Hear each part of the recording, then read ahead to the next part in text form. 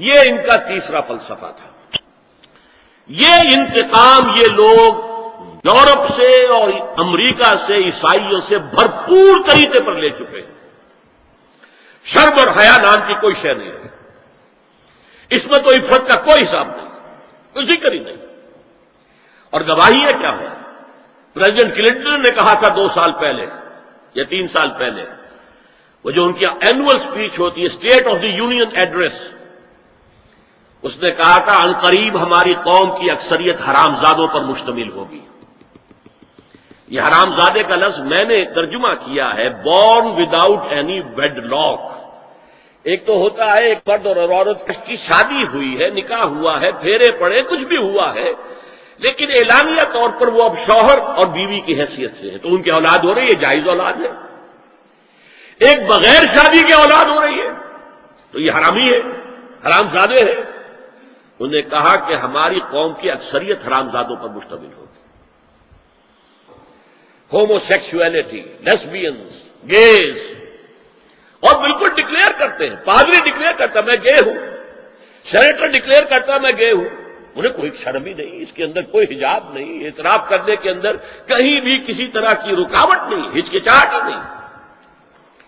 یہ جس کو کہا جائے گا پرمیسو ہیڈونزم، جنسی لذت ہر طریقے سے حاصل کی جا سکتی ہے۔ زنا بالرضا ہو تو کوئی جرم ہے ہی نہیں، ہاں زنا بالجبر ہو تو جرم ہے، بالرضا ہو کوئی جرم نہیں، جرم ہے ہی نہیں سرے سے۔ ساری اخلاقی اقدار کو اس طریقے سے انہوں نے ملیا میٹ کر دیا ہے۔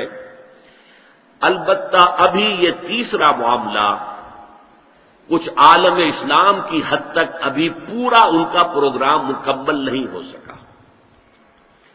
ہمارے ہاں ابھی کچھ خاندانی نظام کی بنیادیں باقی ہیں، کچھ والدین کا ادب ہے، ان کی عزت ہے، ان کی خدمت کو انسان اپنے لیے سعادت سمجھتا ہے، کوئی بیوی اور شوہر کے درمیان محبت، الفت، باہمی اعتماد کی کچھ فضا ہے، خاندانی نظام ہے۔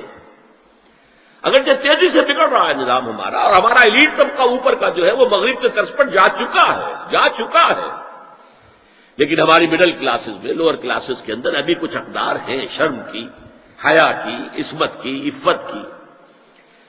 آپ پورا زوردار طریقے پر مہم چلا رہے ہیں کہ مسلمان ممالک سے یہ ساری اقدار ختم کر دی جائے۔ چنانچہ نوٹ کیجئے، قرآن مجید میں 2 جگہ پر اللہ تعالیٰ نے اہل مکہ کو وارن کیا تھا۔ اولم یروا انا ناتی الارض ننقصها من اطرافها، کیا یہ قریش دیکھ نہیں رہے کہ ہم رفتہ رفتہ ان کی طرف بڑھ رہے ہیں، چاروں طرف سے ان کے گرد ہمارا گھیرا تنگ ہوتا جا رہا ہے، ان کے گرد جو قبائل آباد ہیں وہ ہمارے حلیف بنتے جا رہے ہیں۔ یہ سورہ رات کی آیت ہے، اور اسی طرح سورہ انبیاء میں ہے، افلا یرون انا ناتی الارض ننقصها من اطرافها۔ تو اسلام گھیرا تنگ کر رہا تھا رفتہ رفتہ کفار مکہ کے گرد۔ آج یہ برعکس ہے کہ یہ مغرب یہودیوں کی سازش کے تحت اور امریکہ کی عظیم قوت کو استعمال کرتے ہوئے، سول سپریم پاور آن ارتھ، آج یہ ہمارے گرد گھیرا تنگ کرتے چلے آ رہے ہیں کہ ہمارا معاشرتی نظام بھی تلپٹ ہو جائے، درہم برہم ہو جائے، ہماری اقدار بھی ختم ہو جائیں، ہمارے ہاں بھی عورت اور مرد بالکل برابر ہونے کے مدعی ہو کر میدان میں آ جائیں، عورت مرد بن جائے، مرد عورت بن جائے، مردوں کی شادیاں ہو جائیں کہ ایک مرد شوہر اور ایک مرد بیوی، اور رجسٹر ہو جائے شادی، لیسبینز کی شادیاں ہو جائیں کہ ایک عورت شوہر ایک عورت بیوی، اور رجسٹر ہو جائے شادی۔ یہ سارا کام ناتی الارض ننقصها من اطرافها، اس کی مثال کیا ہے کہ پہلے اس پروگرام کے تحت 1994 میں کانفرنس ہوئی قاہرہ میں، عرب ورلڈ کا وہ مرکز ہے، اس لیے کہ عربوں میں تعلیم کے اعتبار سے، ٹیکنالوجی کے اعتبار سے سب سے آگے مصری ہے، تو یہ چونکہ ان کا ثقافتی اعتبار سے امام ہے، وہاں جا کر انہوں نے ڈیرا گایا اور ان افکار کی اور ان نظریات کا پرچار کا معاملہ کیا۔ دوسری 1 سال کے بعد کانفرنس کر دی بیجنگ میں، تاکہ ادھر سے اور ایک اور طرف سے گھیرا ڈالا جائے اور عالم اسلام کا جو یہ حصہ ہے ایشیا کا، اس کے اوپر اثر انداز ہوا جائے۔ اور اس کے بعد بیجنگ+5 کانفرنس ہوئی ہے، اور یہ ہوئی ہے United Nations Assembly, United Nations Organization کی جنرل اسمبلی کے تحت، اور یہ ہوئی ہے جون سن 2000 میں۔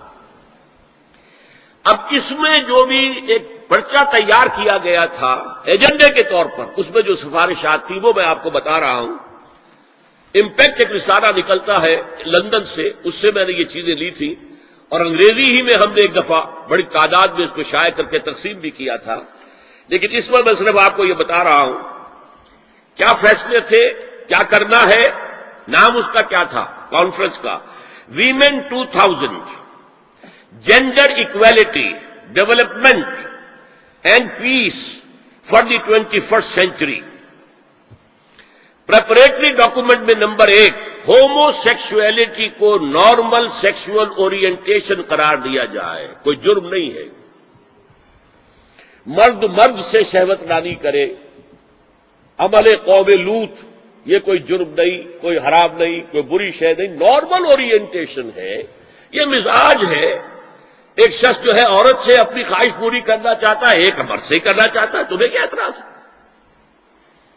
ہومو سیکسول میرجز کو تسلیم کیا جائے، جو تسلیم ہو رہا ہے۔ یورپ کی کئی ریاستوں میں رجسٹریشن شروع ہو چکی ہے، امریکہ کی، یورپ میں تو پہلے سے ہے، اسکینڈینیوین ملکوں میں پہلے سے موجود ہے۔ نمبر 3، عورتیں گھر کا کام کاج کرنے سے انکار کر دیں یا اس پر ویج طلب کریں، مزدوری دو ہمیں، محنت دو تب ہم کام کریں گے۔ یہ چولہا جھونکنا، یہ روٹی پکانا، برتن دھونا، یہ اس کے لیے ہمیں اجرت چاہیے، لیبر۔ نمبر 4، عورتیں حمل اور وضع حمل کی جو تکلیف برداشت کریں اس پر بھی شوہر سے اجرت لیں۔ نمبر 5، اگر کسی وقت کسی عورت کی طبیعت آمادہ نہ ہو ہم بستری کے لیے اور شوہر مجبور کرے تو اسے میریٹل ریپ قرار دیا جائے، یہ زنا بالجبر ہوگا جس کی سزا دی گئی۔ شوہر اور بیوی کا معاملہ ہے، وہ بیوی کی طبیعت کسی وجہ سے آمادہ نہیں ہے اور شوہر انسسٹ کر رہا ہے تو یہ میریٹل ریپ، شادی شدہ ریپ، شادی شدہ لوگوں کے مابین زنا بالجبر شمار ہوگا۔ نمبر 6، پروسٹیٹیوشن کو ایک باعزت پیشہ مانا جائے اور ان کو پروسٹیٹیوٹس نہ کہا جائے بلکہ سیکس ورکرز، سیکسول ورکرز،